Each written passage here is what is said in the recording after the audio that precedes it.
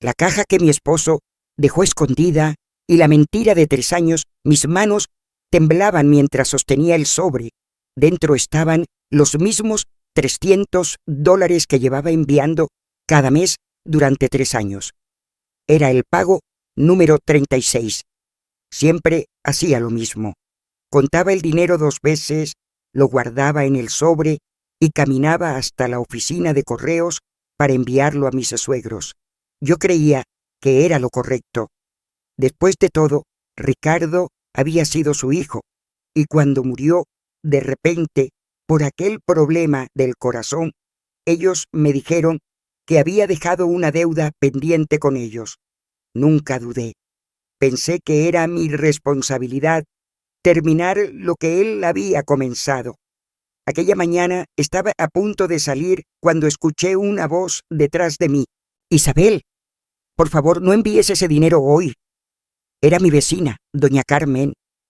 Venía caminando rápido hacia mí, con el rostro serio, casi preocupado. La miré confundida. «¿Qué pasa, doña Carmen?» Ella miró alrededor, como si no quisiera que nadie más escuchara. Luego bajó la voz. «Dime una cosa. ¿Alguna vez revisaste el coche de Ricardo después de que murió?» Negué lentamente. No, nunca pude hacerlo. Me dolía demasiado. Doña Carmen se acercó un poco más y susurró algo que todavía recuerdo palabra por palabra.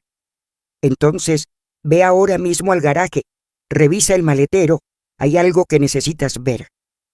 No entendía nada, pero algo en su tono me hizo sentir un frío extraño en el pecho.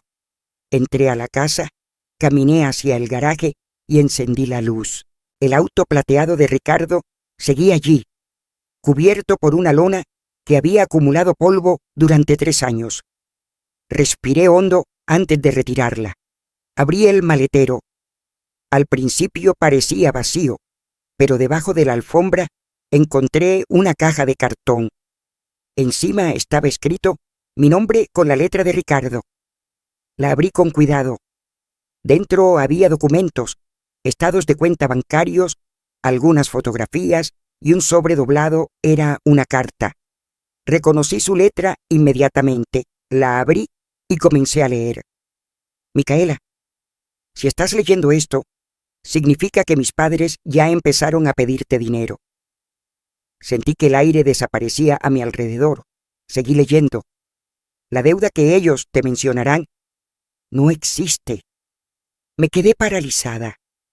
Entonces, una pregunta empezó a repetirse dentro de mi cabeza una y otra vez. Si no había ninguna deuda, ¿a quién había estado enviando dinero durante 36 meses?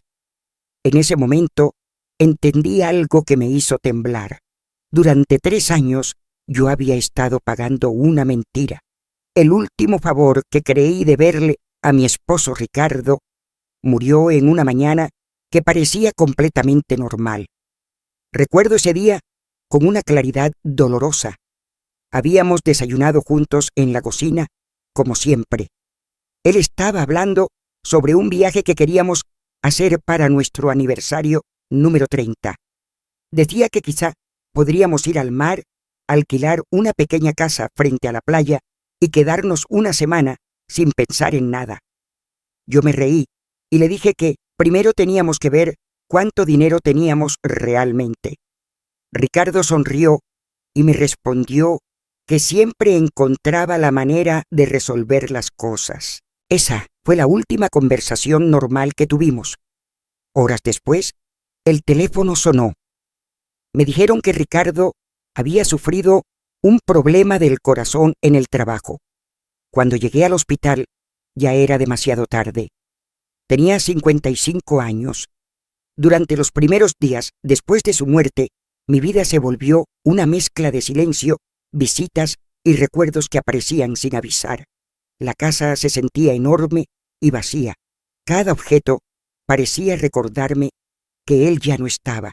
Nuestros hijos, Daniel y Sofía, vinieron a ayudar con el funeral. Los 3 intentábamos mantenernos fuertes, pero el dolor estaba en todas partes.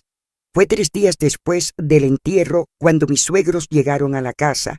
Don Ernesto y doña Marta siempre habían sido personas reservadas. No vivían muy lejos, pero tampoco nos visitaban con frecuencia. Aquella tarde se sentaron en la sala con un aire serio que me hizo sentir nerviosa. Doña Marta fue la primera en hablar. Dijo que había algo importante que yo debía saber sobre Ricardo. Según ella, su hijo había pedido dinero prestado hacía algunos años, una suma considerable. Me explicó que Ricardo se había sentido avergonzado de contarme y que había prometido devolver el dinero poco a poco. Yo me quedé sorprendida. Nunca había escuchado nada sobre esa deuda, pero en ese momento no pensé en cuestionarlo. Ricardo ya no estaba para explicar nada, y yo solo podía confiar en la palabra de sus padres. Don Ernesto añadió que Ricardo había estado pagando cuando podía, pero que aún quedaba una cantidad pendiente. No me dijeron una cifra exacta, solo dijeron que lo importante era continuar con los pagos. Recuerdo que me senté en silencio durante varios minutos. En mi mente solo había una idea muy clara. Ricardo siempre había sido un hombre responsable. Si había prometido algo, seguramente tenía la intención de cumplirlo. Así que tomé una decisión. Les dije que yo me encargaría de terminar de pagar lo que faltaba. Doña Marta me miró con una expresión que interpreté como alivio. Me explicó que $300 al mes sería una cantidad razonable. No era poco dinero para mí, pero tampoco era imposible. Acepté sin discutir, tal vez porque aún estaba en medio del duelo, tal vez porque sentía que era lo último que podía hacer por el hombre con quien había compartido más de 30 años de mi vida. Ese fue el comienzo. El primer mes caminé hasta la oficina de correos con un sobre en la mano. Recuerdo que mis pasos se sentían pesados, pero también sentía una especie de propósito. Pensaba que estaba honrando la memoria de Ricardo. Cada mes repetía el mismo ritual. Contaba los $300, los colocaba dentro del sobre, escribía la dirección de mis suegros y lo enviaba.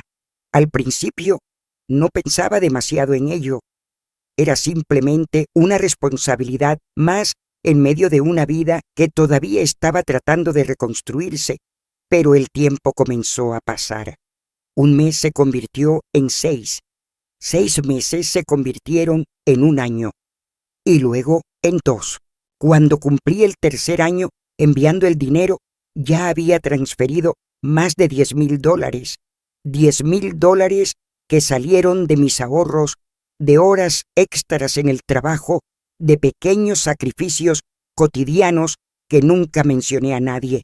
Mientras tanto, algo más estaba cambiando en mi vida. Mis hijos comenzaron a alejarse. Al principio pensé que era normal. Daniel llamaba cada vez menos. Sofía cancelaba visitas que antes parecían importantes. Cuando venían a la casa, las conversaciones se sentían breves, incómodas. Había silencios que antes no existían. Recuerdo una tarde en que intenté preguntarles si todo estaba bien. Daniel dijo que estaba ocupado con el trabajo. Sofía dijo que simplemente necesitaba tiempo. Yo acepté esas explicaciones porque también estaba tratando de adaptarme a la vida sin Ricardo. Pensé que todos estábamos lidiando con el dolor a nuestra manera. Pensé que el tiempo arreglaría las cosas. Durante 3 años seguí enviando los $300 cada mes, creyendo que estaba haciendo lo correcto, creyendo que era el último favor que podía hacer por mi esposo, hasta aquella mañana en que abrí el maletero de su coche, hasta aquella caja escondida, hasta aquella carta, porque lo que Ricardo había escrito en esas páginas era algo que cambiaría todo.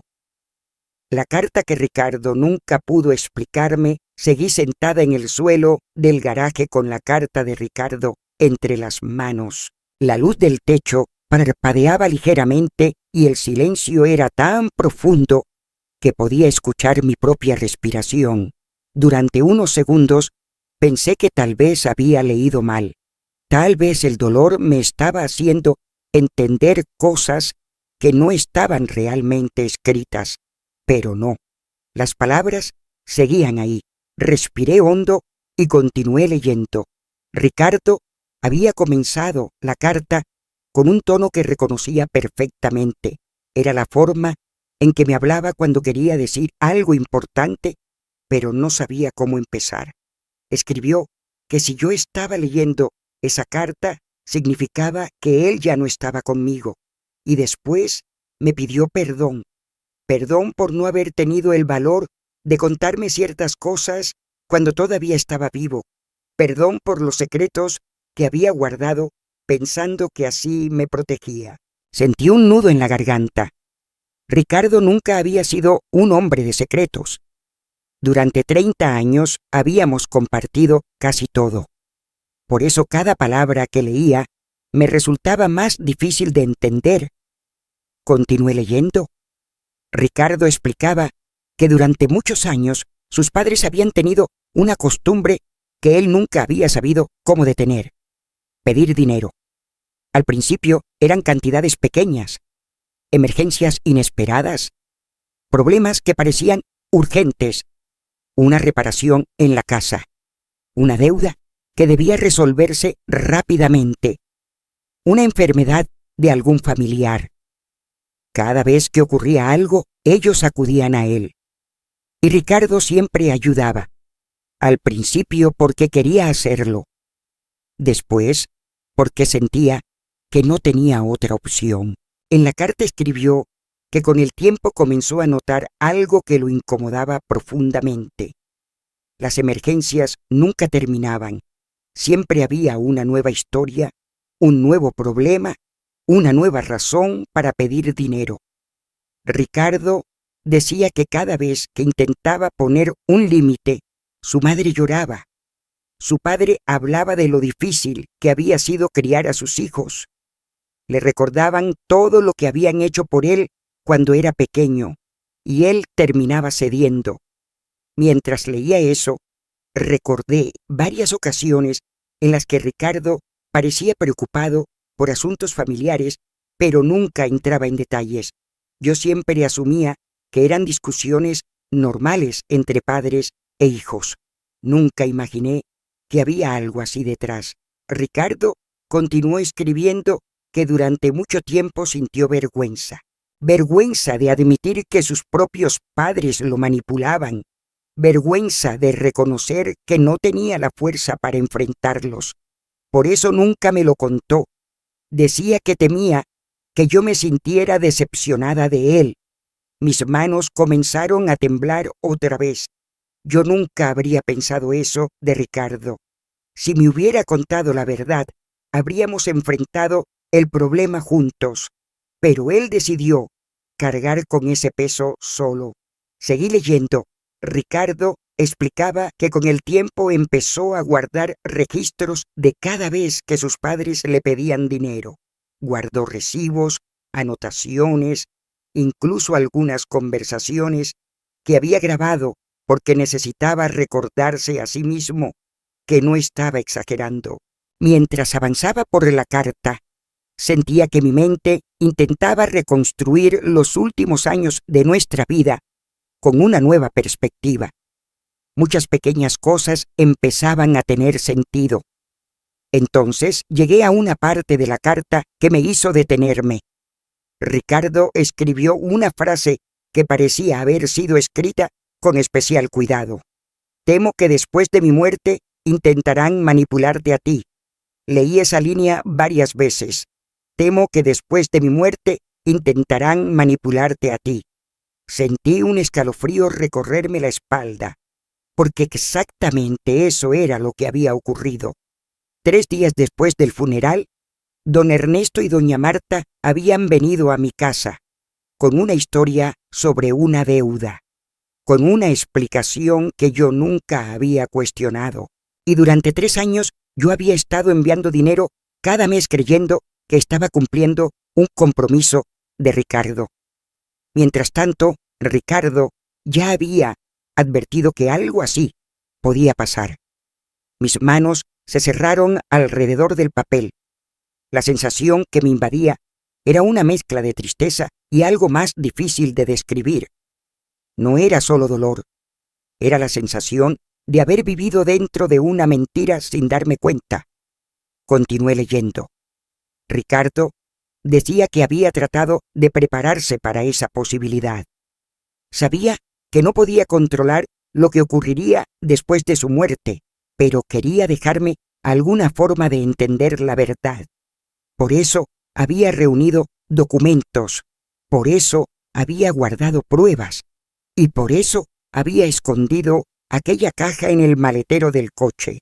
Al final de la carta, escribió algo que me hizo levantar la mirada hacia la caja de cartón que seguía abierta frente a mí. Decía que dentro encontraría todo lo que necesitaba saber, pero también escribió algo más, algo que hizo que mi corazón comenzara a latir con fuerza otra vez.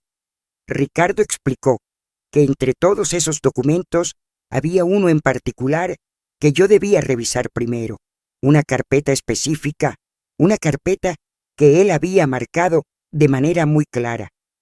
Sus últimas palabras antes de terminar la carta fueron simples. En la carpeta roja encontrarás quiénes son realmente.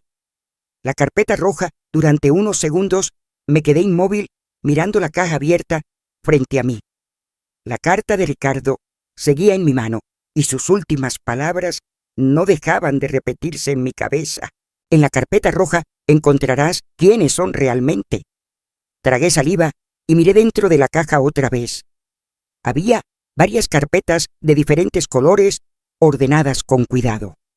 Azul, amarilla, verde. Pero no tardé en verla. La roja estaba al fondo. La saqué lentamente. Era más gruesa de lo que esperaba, llena de papeles. Sentí unas sensaciones extrañas en el estómago, como si una parte de mí ya supiera que lo que estaba a punto de ver iba a cambiar algo para siempre. Abrí la carpeta. Lo primero que encontré fueron fotografías. Tomé la primera con manos temblorosas.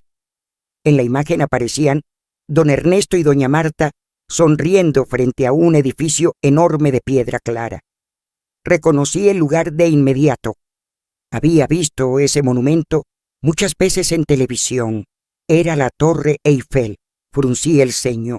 Pasé a la siguiente fotografía. Esta vez estaban sentados en una terraza elegante, con copas de vino frente a ellos. Al fondo se veía un canal y edificios antiguos de ladrillo. Había una pequeña anotación escrita al reverso. Venecia. Sentí que algo dentro de mí comenzaba a romperse lentamente. Seguí pasando las fotos. Roma, Barcelona, Praga. En todas aparecían mis suegros, sonriendo, posando frente a monumentos, restaurantes, hoteles. Parecían relajados, felices, como dos personas disfrutando unas vacaciones largas. Me quedé mirando las imágenes durante varios minutos, tratando de entender lo que estaba viendo. Durante 3 años yo había estado enviándoles dinero cada mes, porque me dijeron que tenían problemas económicos, que Ricardo les debía dinero, que estaban pasando dificultades. Pero aquellas fotografías contaban una historia completamente diferente. Respiré hondo y continué revisando la carpeta. Debajo de las fotos había varios recibos. Tomé uno al azar. Era una factura de hotel. El nombre del hotel estaba impreso en letras elegantes y debajo aparecía el monto total de la estancia. Era una cantidad que me hizo abrir los ojos con sorpresa. Era más dinero del que yo ganaba en varios meses. Había más. Otro hotel, otro recibo. Restaurantes, excursiones, todo fechado en los últimos años, incluso después de la muerte de Ricardo. Sentí que el suelo bajo mis pies se volvía inestable. Si podían pagar viajes así, si podían alojarse en hoteles de lujo, entonces algo estaba muy mal, porque durante ese mismo tiempo yo había estado enviando $300 cada mes, creyendo que los estaba ayudando a sobrevivir. Pasé a la siguiente sección de la carpeta. Allí encontré copias de estados de cuenta bancarios.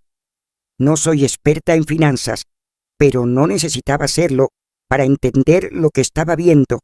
Las cifras eran claras. Había dinero, mucho más dinero del que yo había imaginado.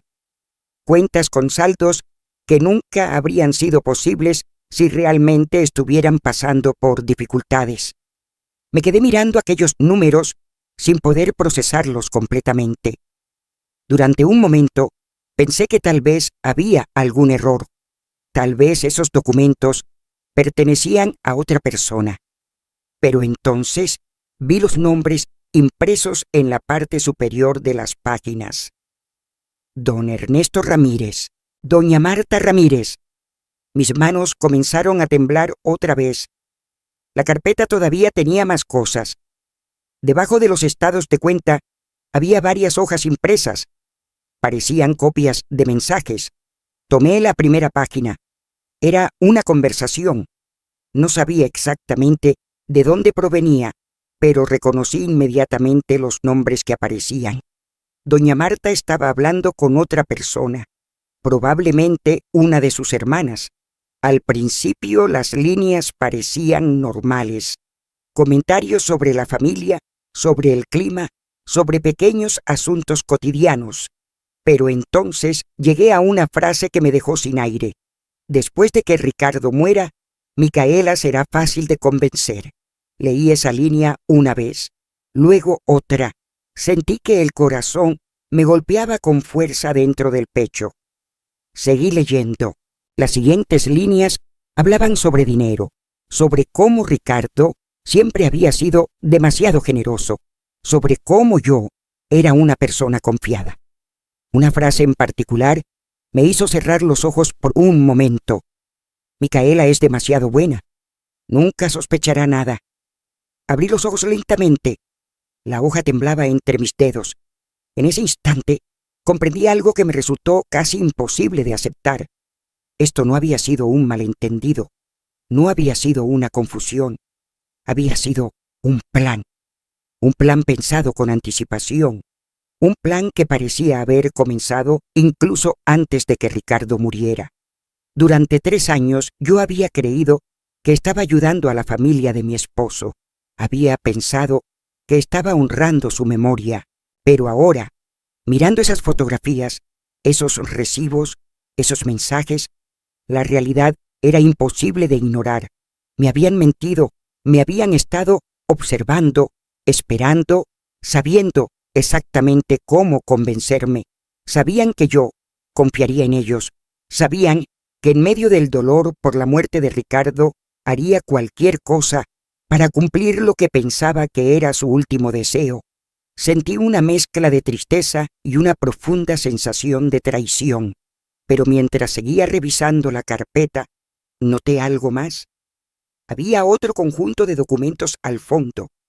Eran diferentes a los anteriores. No eran fotos ni recibos. Parecían transcripciones de conversaciones. Y en la primera página había una anotación escrita con la letra de Ricardo. Decía solo una frase. Esto es lo que más me dolió descubrir. Me quedé mirando esas palabras en silencio, porque en ese momento entendí algo. Todo lo que había visto hasta ahora ya era difícil de aceptar, pero Ricardo había dejado claro que todavía había algo más, algo que, según él, había sido aún más doloroso. Y en el fondo de mi corazón supe que estaba a punto de descubrir una verdad todavía peor. La verdad sobre mis hijos. Me quedé sentada en el suelo del garaje con la carpeta roja abierta frente a mí. Las fotografías, los recibos y los estados de cuenta seguían esparcidos a mi alrededor, pero ahora mis ojos estaban fijos en las últimas hojas que Ricardo había dejado. En la parte superior de la primera página había una frase escrita con su letra. Esto es lo que más me dolió descubrir. Sentí un peso en el pecho antes incluso de empezar a leer. Algo dentro de mí presentía que lo que estaba a punto de descubrir no tenía que ver solo con dinero. Respiré profundamente y continué. Ricardo escribió que, durante los últimos meses antes de su muerte, había comenzado a notar algo extraño en la relación entre sus padres y nuestros hijos. Al principio pensó que solo eran conversaciones familiares normales. Daniel y Sofía siempre habían tenido una relación cercana con sus abuelos, y eso nunca le había parecido algo negativo. Pero con el tiempo empezó a darse cuenta de ciertos comentarios, pequeñas frases, observaciones que parecían inocentes, pero que poco a poco comenzaron a formar un patrón. Ricardo escribió que un día escuchó a su madre hablar con Daniel por teléfono. No escuchó toda la conversación, pero alcanzó a oír algunas palabras que lo dejaron inquieto. Estaban hablando de mí. Al principio creyó que era una simple conversación familiar, pero luego escuchó algo que no pudo ignorar. Su madre dijo que yo era una mujer que gastaba demasiado dinero, que muchas veces Ricardo tenía que trabajar más para cubrir mis caprichos. Cuando leí esa línea, sentí un nudo en la garganta. Ricardo continuó explicando que ese comentario lo sorprendió tanto que decidió preguntar después de qué estaban hablando exactamente. Según escribió, su madre se limitó a decir que Daniel había estado preocupado por algunas cosas y que ella solo estaba tratando de ayudarlo a entender mejor la situación de la familia. Ricardo dijo que en ese momento no pensó demasiado en ello, pero semanas después ocurrió algo parecido con Sofía. Esta vez fue su padre quien habló con ella. Ricardo escribió que escuchó a don Ernesto decir que él siempre había temido que su hijo no fuera completamente feliz en su matrimonio, que tal vez había sacrificado demasiado por mantener la paz en casa, que tal vez había tomado decisiones que no eran realmente las que quería. Mientras leía esas palabras, sentí que el aire se volvía pesado a mi alrededor. Ricardo explicó en la carta que intentó aclarar esas cosas inmediatamente. Habló con sus padres y les pidió que no hicieran comentarios así delante de los niños. Pero ellos insistieron en que solo estaban hablando con sinceridad, que los hijos tenían derecho a conocer la verdad sobre sus padres. Ricardo escribió que en ese momento empezó a sospechar que algo no estaba bien. Comenzó a observar con más atención y fue entonces cuando se dio cuenta de algo que lo preocupó profundamente. Nuestros hijos estaban empezando a cambiar su actitud conmigo.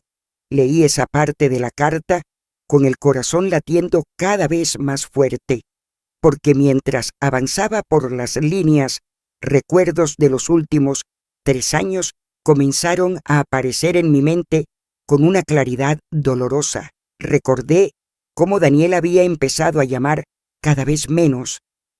Antes solíamos hablar varias veces por semana. Me contaba sobre su trabajo, sobre sus proyectos, incluso sobre pequeños problemas cotidianos. Pero después de la muerte de Ricardo, sus llamadas comenzaron a espaciarse. Primero una vez a la semana, luego cada 15 días. Después solo mensajes breves. Siempre decía que estaba ocupado. Yo lo entendía. Pensé que el trabajo y la vida adulta eran simplemente así. Luego pensé en Sofía. Mi hija siempre había sido muy cercana a mí. Durante años hablábamos casi todos los días, pero en los últimos tiempos había empezado a evitar las visitas. Decía que tenía compromisos, que estaba cansada, que otro día sería mejor. Hubo incluso una ocasión en la que vino a la casa y la conversación se sintió extraña, como si hubiera algo que quería decir, pero no se atrevía. En aquel momento pensé que todos estábamos pasando por un duelo complicado. Nunca imaginé que podía haber otra razón. Volví a mirar la carta. Ricardo escribió que intentó hablar con Daniel y Sofía sobre lo que estaba ocurriendo, pero cada conversación terminaba con confusión. Nuestros hijos no sabían a quién creer. Por un lado estaba lo que sus abuelos les decían.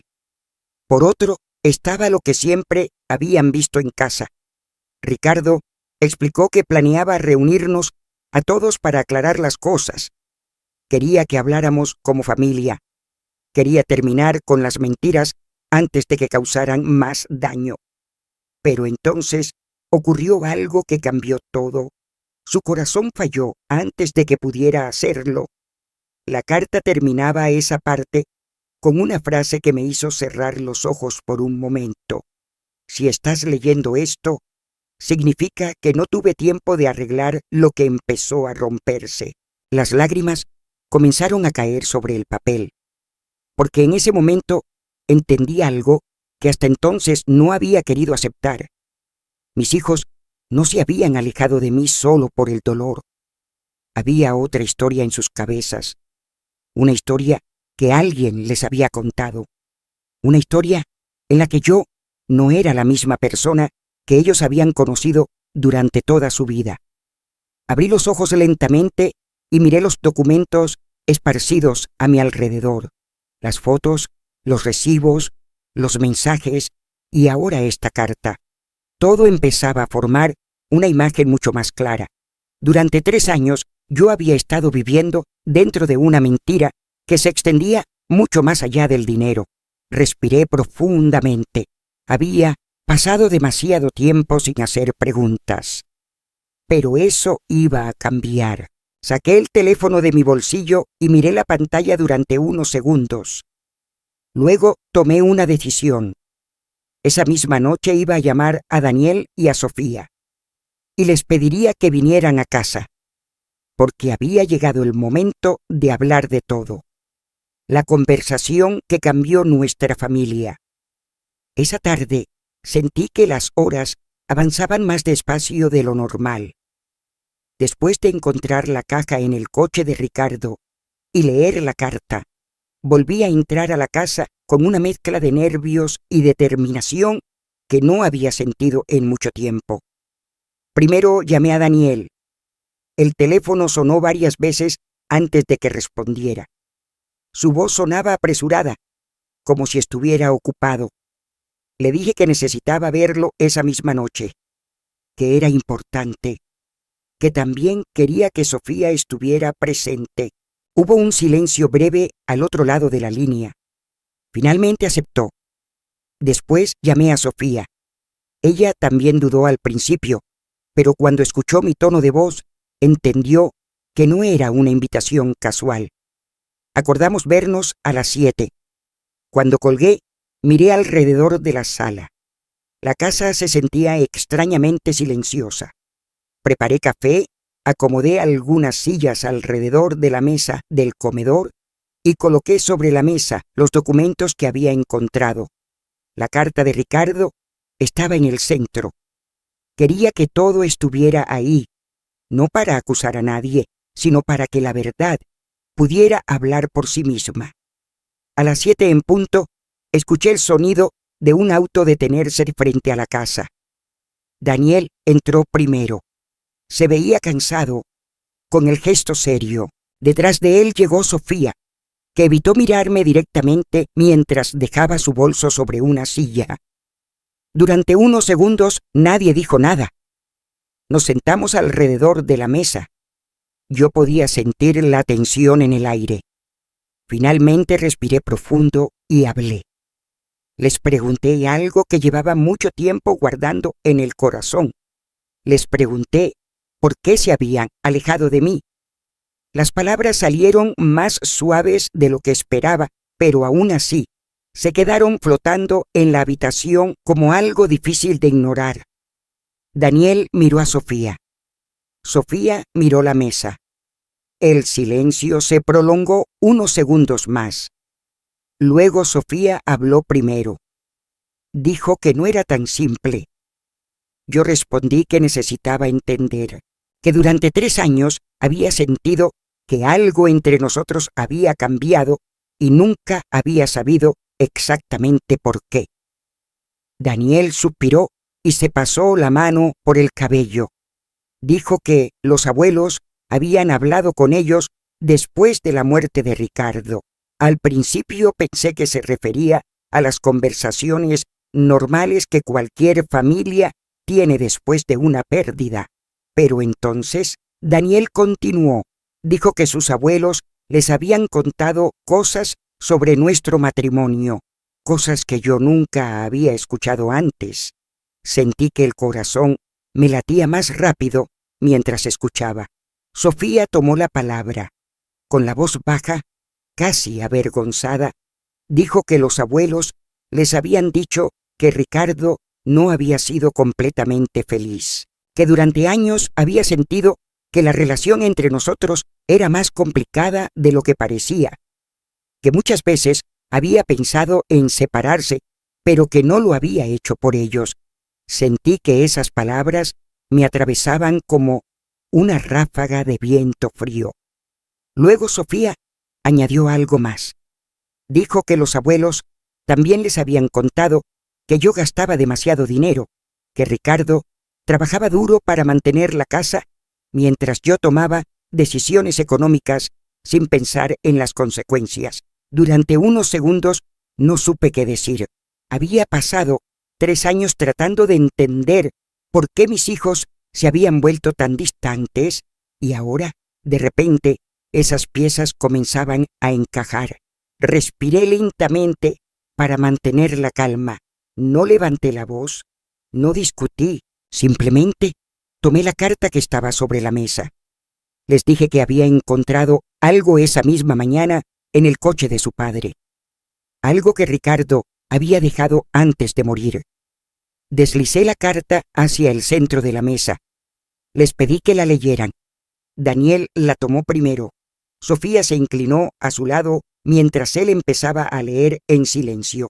Yo observaba sus rostros.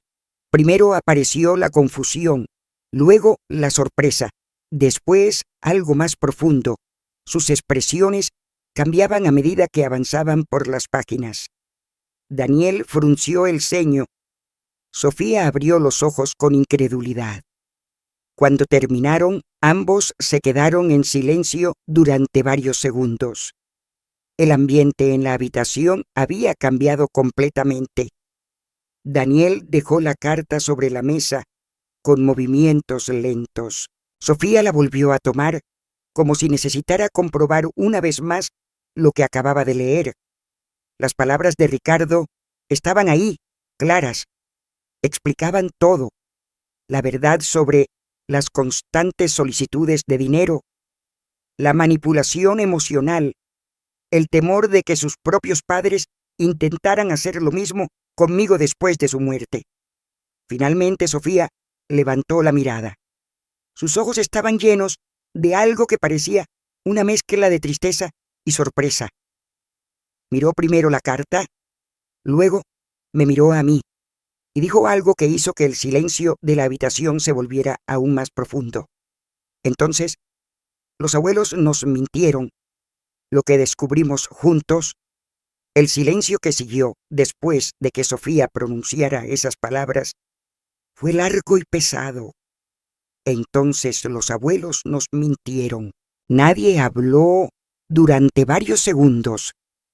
Daniel tenía la mirada fija en la carta que seguía sobre la mesa, como si todavía estuviera tratando de procesar lo que acababa de leer. Sofía sostenía el papel con cuidado, como si cada línea tuviera un peso imposible de ignorar. Respiré hondo y finalmente dije algo que había estado esperando decir desde que abrí aquella caja en el coche de Ricardo. La carta no era lo único que encontré. Ambos levantaron la mirada hacia mí. Les expliqué que en el maletero había una caja llena de documentos que Ricardo había guardado.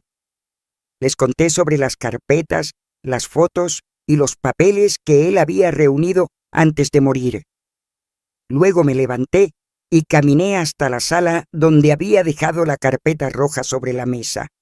La traje y la coloqué frente a ellos. Les dije que miraran por sí mismos. Daniel abrió la carpeta primero, sacó las fotografías y las fue pasando lentamente sobre la mesa.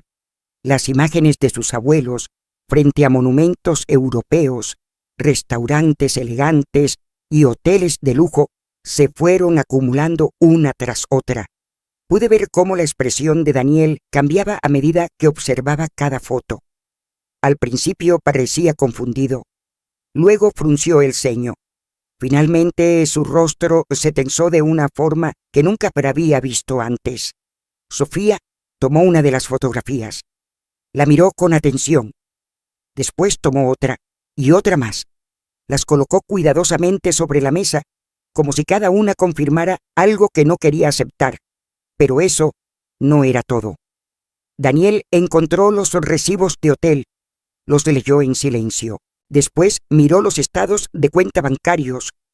Su respiración se volvió más pesada.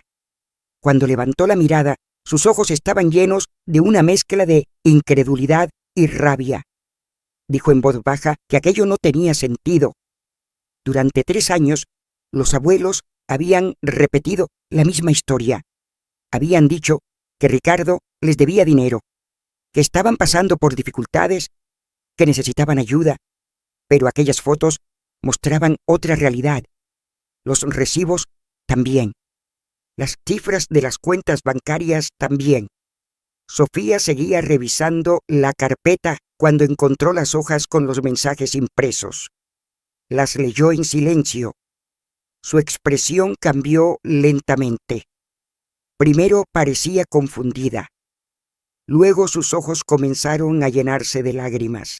Cuando llegó a la línea que decía que yo sería fácil de convencer después de la muerte de Ricardo, dejó escapar un pequeño suspiro y se llevó la mano a la boca. Las lágrimas comenzaron a correr por su rostro. Yo me quedé en silencio. No quería presionarlos. No quería que sintieran que los estaba acusando. Sabía que para ellos también debía ser difícil aceptar todo aquello. Daniel cerró los ojos durante unos segundos. Cuando volvió a abrirlos, su mirada se dirigió hacia mí. Su voz sonó diferente, más firme, más tensa.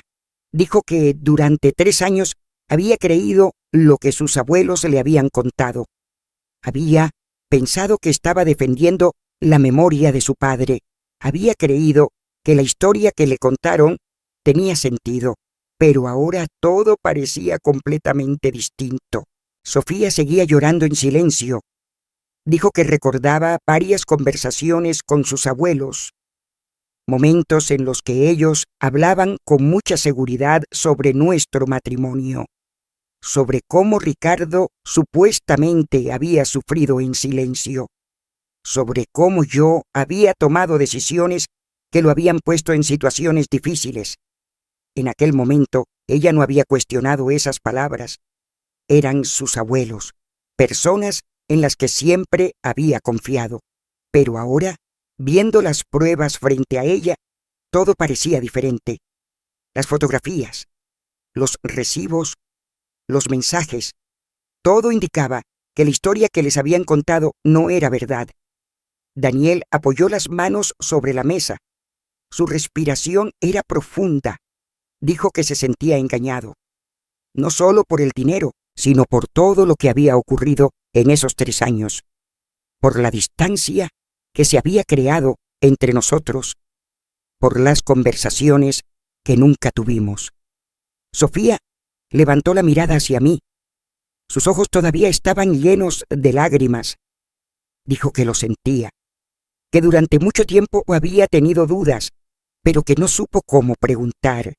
Yo le dije que lo importante ahora era entender lo que realmente había pasado, que todavía teníamos la oportunidad de hablar con honestidad.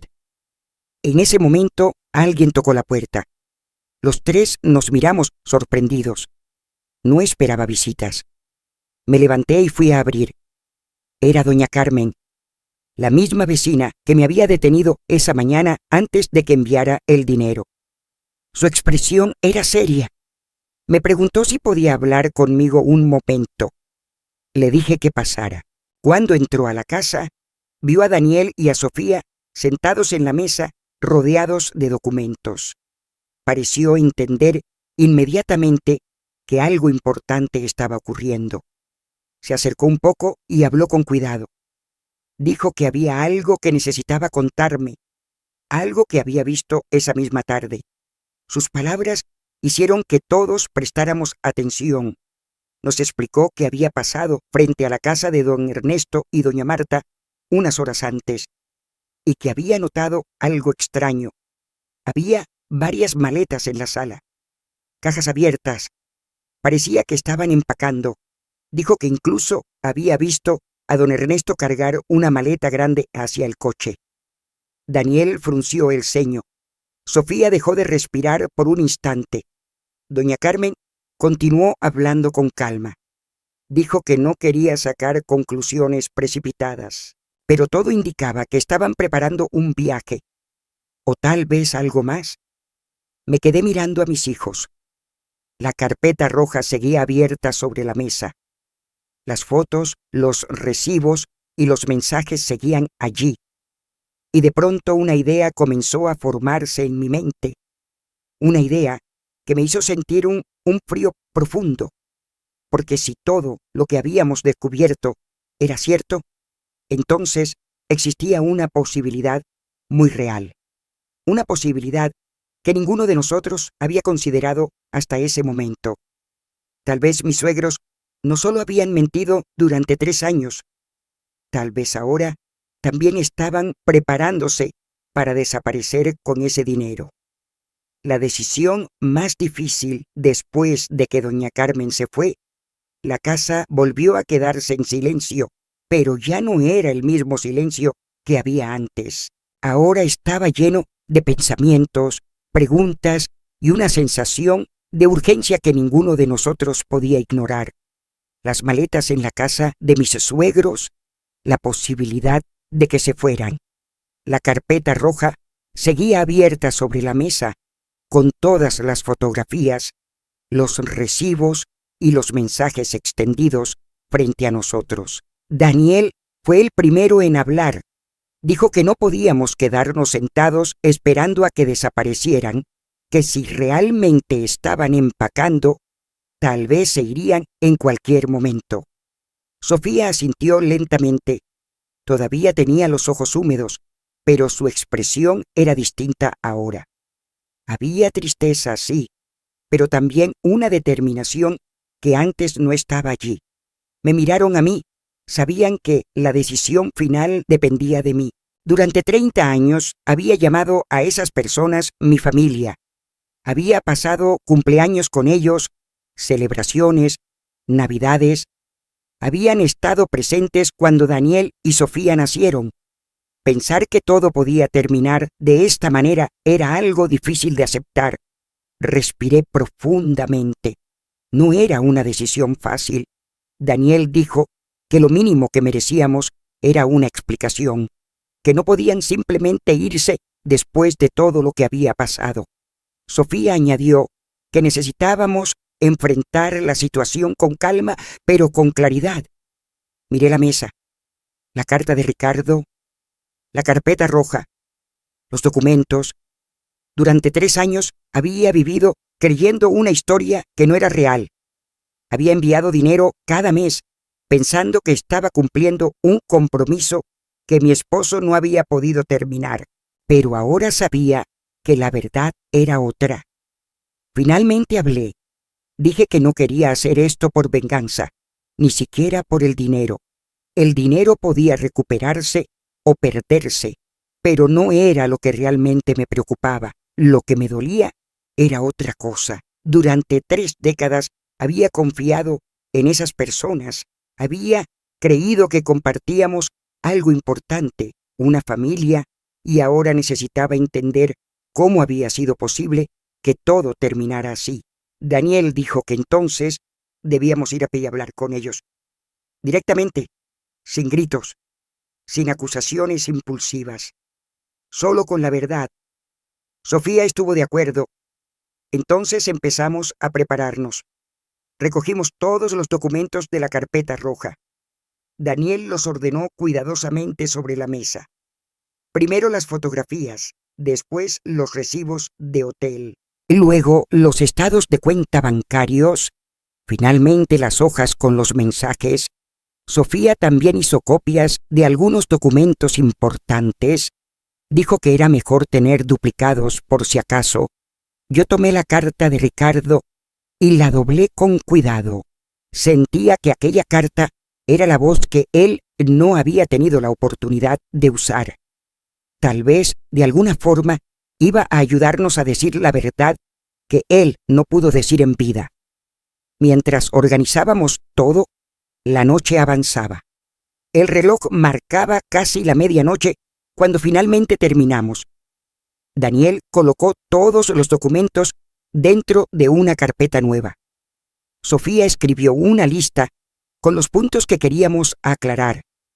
No era una lista de acusaciones, era más bien una forma de mantener la conversación clara cuando llegara el momento.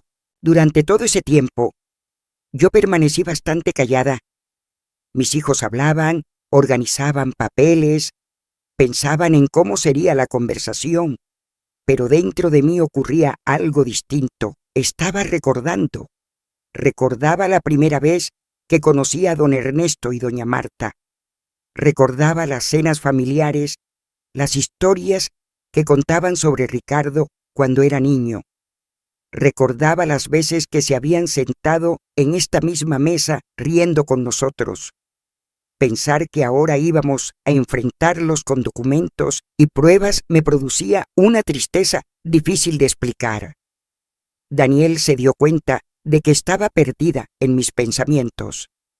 Me preguntó si estaba segura de querer hacer esto. Le respondí con sinceridad. Le dije que no estaba segura de nada, pero también le dije que no podía seguir viviendo con preguntas. Si se iban sin que habláramos, si desaparecían sin que escucharan nuestra verdad, esa historia nos perseguiría durante mucho tiempo. Sofía se acercó y me tomó la mano. Dijo que cualquiera que fuera el resultado, lo enfrentaríamos juntos. Por primera vez en mucho tiempo sentí algo que había extrañado, la sensación de que mis hijos y yo estábamos del mismo lado. Nos quedamos hablando un poco más sobre cómo mantener la calma, sobre escuchar antes de responder, sobre no permitir que la conversación se convirtiera en una discusión inútil. Finalmente decidimos que lo mejor era ir a verlos al día siguiente por la mañana. Daniel dijo que sería mejor no avisarles antes si realmente estaban empacando. Era posible que se marcharan antes de que tuviéramos oportunidad de hablar. Así que acordamos salir temprano. Cuando mis hijos se fueron esa noche, me quedé sola en la casa. La carpeta con los documentos estaba sobre la mesa. La miré durante varios minutos. Todo había cambiado en un solo día. Por la mañana, yo era una mujer que pensaba estar cumpliendo una promesa. Ahora estaba a punto de enfrentar una verdad que llevaba 3 años escondida. Apagué las luces y fui a dormir, aunque sabía que dormir sería difícil, porque al día siguiente íbamos a hacer algo que ninguno de nosotros había imaginado. Al día siguiente íbamos a ir a la casa de don Ernesto y doña Marta. Las consecuencias.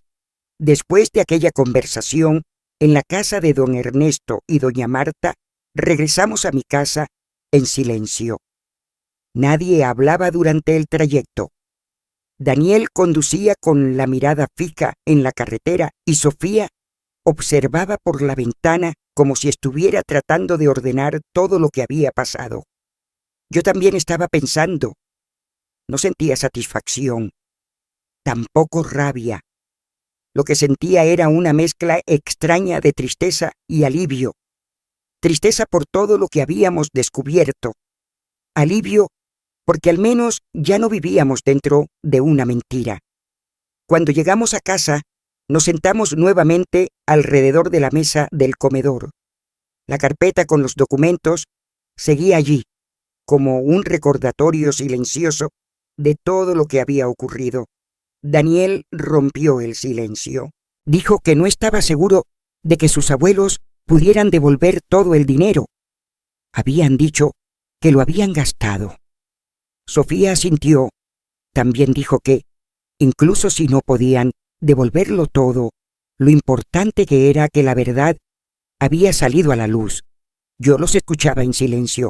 El dinero nunca había sido lo más importante para mí.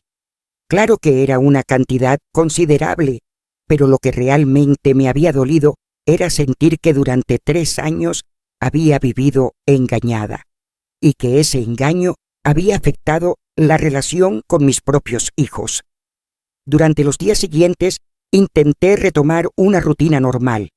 Volví al trabajo, ordené la casa y traté de mantener mi mente ocupada, pero al mismo tiempo algo estaba cambiando. Daniel empezó a llamarme más seguido. No eran conversaciones largas, pero cada llamada se sentía diferente. Había más cercanía, más interés. Sofía también comenzó a visitarme. Una tarde llegó con café y pan dulce, y nos sentamos en la cocina como solíamos hacerlo antes. Hablamos durante horas sobre Ricardo, sobre los últimos años, sobre todo lo que habíamos dejado de decirnos. Era como si lentamente estuviéramos reconstruyendo algo que se había roto. Una semana después de nuestra visita a la casa de mis suegros, recibí una transferencia en mi cuenta bancaria. Cuando vi el monto, tuve que mirar la pantalla 2 veces. $5,500. No era todo el dinero que había enviado durante esos 3 años, pero era más de lo que esperaba recibir. Minutos después, llegó un sobre por correo. Reconocí la letra en el frente inmediatamente. Era de don Ernesto. Me senté en la mesa de la cocina antes de abrirlo. Por un momento dudé. No sabía exactamente qué iba a encontrar dentro. Finalmente abrí el sobre y saqué la carta. El texto estaba escrito con una letra temblorosa.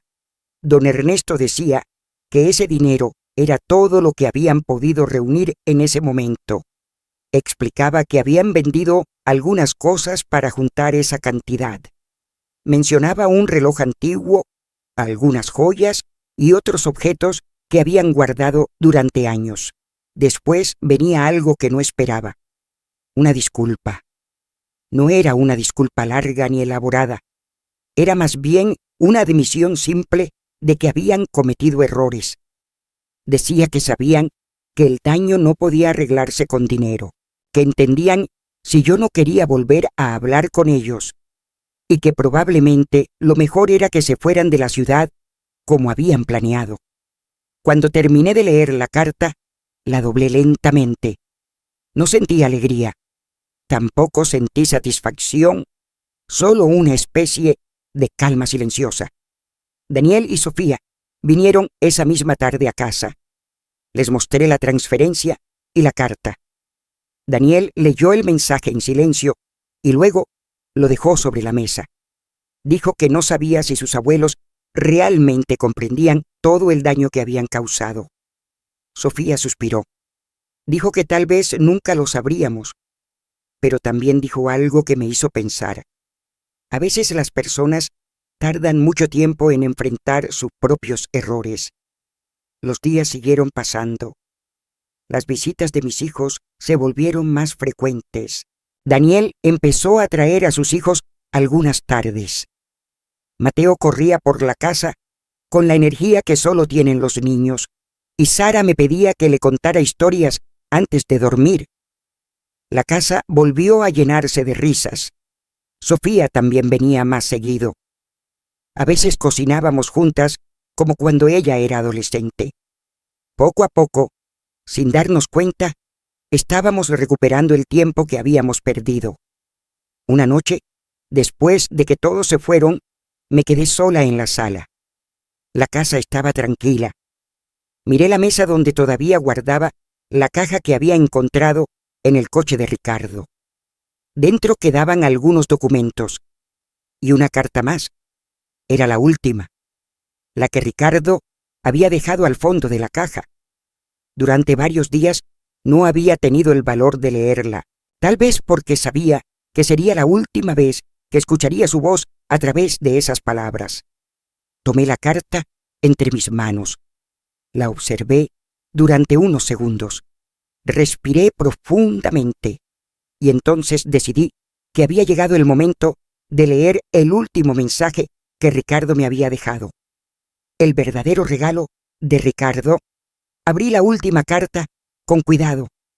El papel estaba doblado varias veces, como si Ricardo hubiera querido asegurarse de que llegaras a mis manos en el momento correcto. Reconocí su letra de inmediato.